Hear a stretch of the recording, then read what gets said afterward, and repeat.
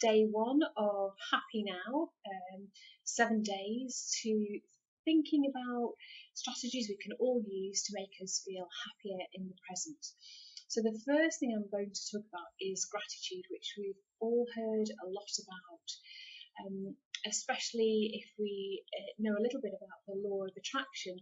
So why is feeling grateful for what we have going to make a difference to our happiness? Well, as the law of attraction states, that like attracts like, and if we're feeling grateful for what happened, that's making us vibrate at a higher level. We're going to attract all of those good things that also vibrate at a higher level. I know there's lots more science to it than that, but that's the basis of why feeling grateful for what we have and what we experience is such a powerful thing to do. So I know some of you will have used a gratitude journal, which is something that I do. And the way that I've learned to do this is to think just before I go to sleep at night about 5 things that I'm really grateful for during the day.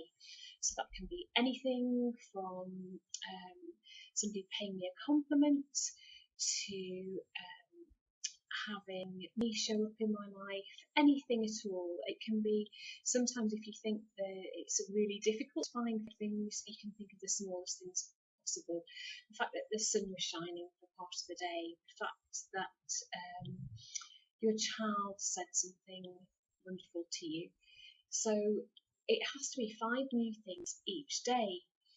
And what I found doing that is that not only does that really make you feel fantastic, in spite of all the other things that have happened in the day, but what I started doing was every so often, maybe every week or a couple of weeks, started reading what I'd written over the past week or so. And I was amazed when I read over it. It made my gratitude levels increase.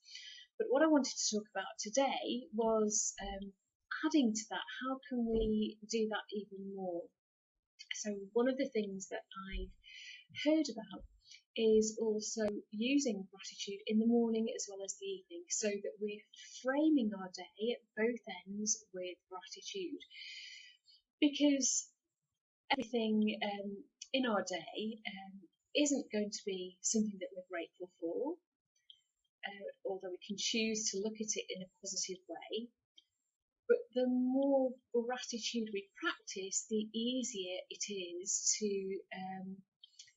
treat those things that perhaps aren't what we would like to happen or in the way that we'd like them to happen, treat them in a more positive way. So I know that doing this morning and evening is quite a lot to ask, really, on top of everything else that we have to do. So what I started doing was, in the morning, thinking about things which are going to happen in the day, and it might be that one day I only have a half day at work, and stating why I'm happy about those things. So saying what I'm happy about in the morning, and then in the evening writing down the things that I have been happy for. And that really works well. And really makes me feel not only happy, but really calm and contented. So that's one thing that we can do. It's really great to have a really good notebook that you want to write in order to do that and keep it in the same place. And there are also other things that you can do.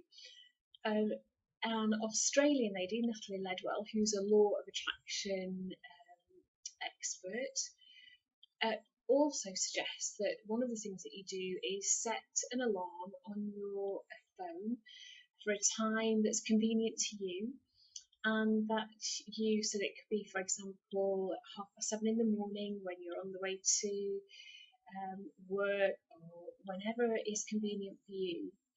And then when that alarm sounds, you say out loud what you're grateful for. So that can be, I'm grateful that the driver in front allowed me to get into the flow of traffic. So it was something really basic. But what it does by saying it out loud is really increases that level of gratitude. So that's a great way, and easy to do, easy to implement if you actually set a reminder for yourself to incorporate gratitude throughout the day, so that it isn't just in the morning, isn't just in the evening, but it can also be throughout the day as well. So that's something I'd love everybody who's listening to this to do this week. Keep a gratitude journal. Look out for things. The more we are open to these things, the more we look out for them, the more they happen. And it is amazing doing it over such a short time. If you commit to yourself for just a week, and then you write these things down, at the end of the week you'll be really pleased that you did it, and it will be able to shift your state as well. So grab yourself a notebook and a pen, put it by the side of the bed or somewhere that's convenient to you, and really enjoy writing these things down. And I'd love to hear how you get on.